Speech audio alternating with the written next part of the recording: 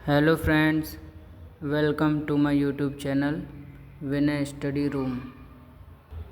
आज की हम वीडियो में हिंदी के कुछ इम्पोर्टेंट टॉपिक्स के बारे में बात करेंगे जो आपने अभी थंबनेल पर देखे हैं। तो चलिए आज की वीडियो स्टार्ट करते हैं। तो जैसा कि आप यहाँ ऊपर देख रहे होंगे, ये लिखा हुआ है कुछ शब्द समान अर्थ देने वाले होते हैं और समान अर्थ बताने वाले शब्दों को पर्यायवाची शब्द कहते हैं। ऐसे शब्द समान अर्थ शब्द भी कहलाते हैं। तो पर्यायवाची शब्द वो शब्द होते हैं जिनका अर्थ समान होता है।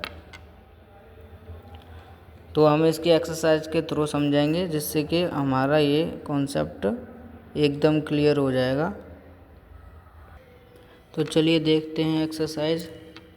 तो पहला क्वेश्चन है, नीचे लिखे प्रश्नों के मौखिक उत्तर दीजिए। क, मेघ को और किस नाम से बुलाते हैं? तरु।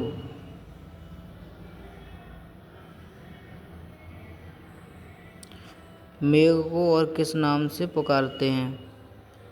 तो इसका आंसर होगा बादल।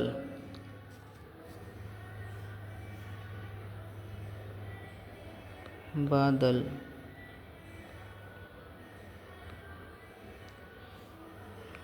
ओके। दूसरा है, तरु का दूसरा नाम क्या है? तो तरु का दूसरा नाम होता है बेल या लता। ग, सुमन का समानार्थक शब्द बताइए। तो सुमन का समानार्थक शब्द होता है फूल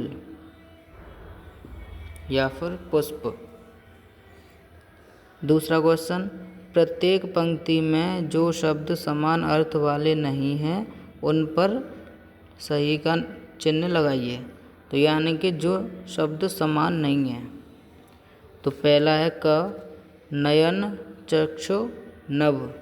तो नयन और चक्षु तो दोनों का मतलब एक ही होता है, सेम है, और नभ अलग है। तो नभ हम आसमान को बोलते हैं, तो ये अलग है, तो ये हमारा सही आंसर हो जाएगा। ख है, भू, पुष्प, धरा। तो इसमें भू और धरा एक है, पुष्प अलग है। ग है, शिक्षक, मित्र या मीत। तो इसमें शिक्षक अलग है। घ में चांद, वार, शशि। तो इसमें चांद और शशि एक ही है, चांद को शशि बोलते हैं, वार यहाँ पर अलग है। अगला है ण, पक्षी, विहंग या केसरी। तो इसका होगा केसरी अलग है यहाँ पर, ठीक है। पक्षी को ही हम विहंग बोलते हैं, तो इसमें केसरी हमारा अलग है, तो केसरी सही हो जाएगा। अब आते हैं पर्यायवाची शब्दों का मिलान कीजिए। तो आँख, आँख का होता है चक्षु, और चक्षु का हो गया नेत्र। तो ये तीनों आपस में समान अर्थ वाले हैं, पर्यायवाची।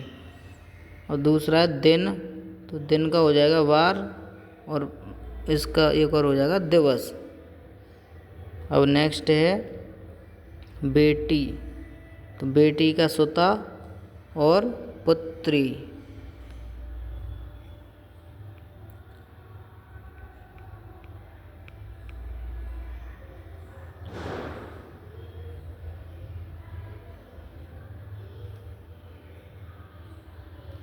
अब अगला है पानी।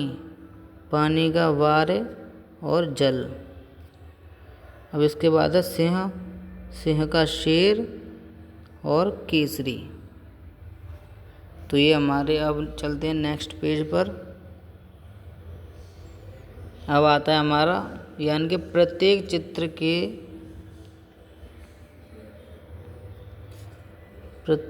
के लिए दो दो नाम लिखिए। तो ग्रह और घर, ये नाव और नौका, ये सूरज, सूर्य, पुष्प, फूल। और सही शब्द छांटकर खाली स्थान भरिए। तो शेर को क्या कहा जाता है? वनराज भी कहा जाता है, तो इसका हो जाएगा वनराज। दूसरा है किसको पृथ्वी भी कहते हैं? तो इसका आंसर होगा धरा। तो धरा को पृथ्वी भी कहते हैं। अगला है पुत्र और सुत दोनों का अर्थ एक ही है, ठीक है। तो सुत। शैल और पर्वत में कोई भेद नहीं है, तो यहाँ पे पर्वत और क्या है? शैल। जो भूप का अर्थ है वही नरेश का है।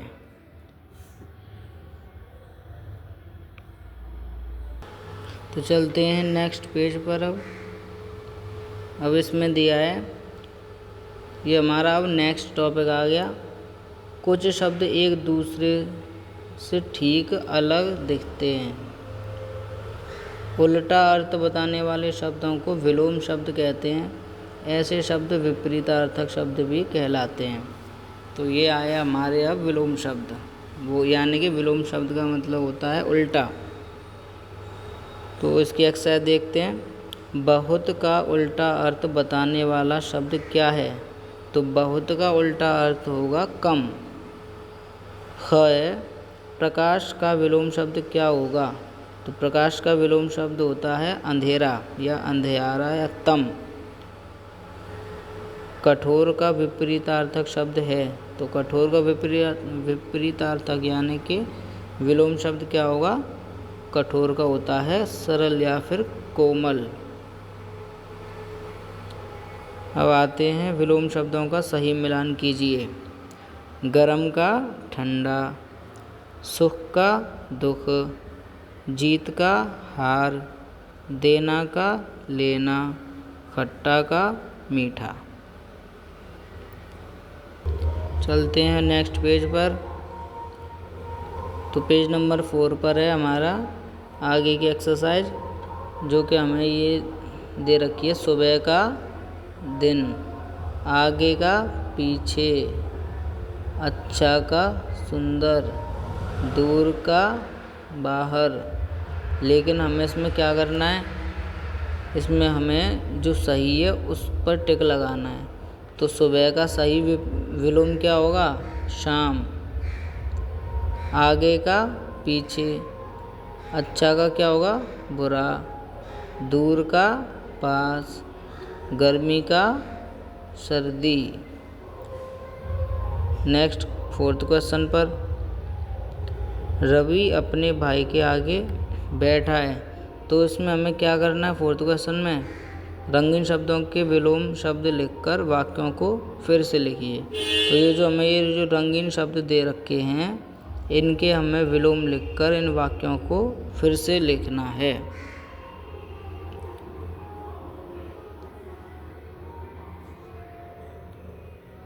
तो देखते हैं, रवि अपने भाई के आगे बैठा है, तो इसका होगा रवि अपने भाई के पीछे बैठा है। अगला है, घर के बाहर प्रकाश था, तो घर के बाहर अंधेरा था। कल हमारी टीम की जीत हुई थी, तो कल हमारी टीम की हार हुई थी। उसकी बात पूरी तरह सत्य है, उसकी बात पूरी तरह असत्य है। क्वेश्चन नंबर 5, रंगीन शब्दों के विलोम शब्द लिखकर खाली स्थान भरिए। तो रंगीन शब्द हमारे नकद है यहाँ पर, तो आज नकद, तो इसका नकद का विलोम शब्द होगा उधार। तो वाक्य बना कल उधार। ऐसे ही वह आज नहीं, तो इसका विपरीत हो जाएगा कल आएगा। सुख हो या दुख सदा खुश रहो, बुराई के बदले में भलाई करो। तो फ्रेंड्स, यहाँ पर हमारे ये पर्यायवाची और विलोम शब्द ख़त्म होते हैं। अब इसके बाद हम देख लेते हैं, क्योंकि कुछ बच्चों को इस चीज़ की बहुत ज़रूरत पड़ जाती है, यानी कि एप्लीकेशन, जिसे हिंदी में बोलते हैं प्रार्थना पत्र। तो ये लगभग सभी बच्चों को आनी चाहिए, जिसके बगैर काम नहीं चल सकता।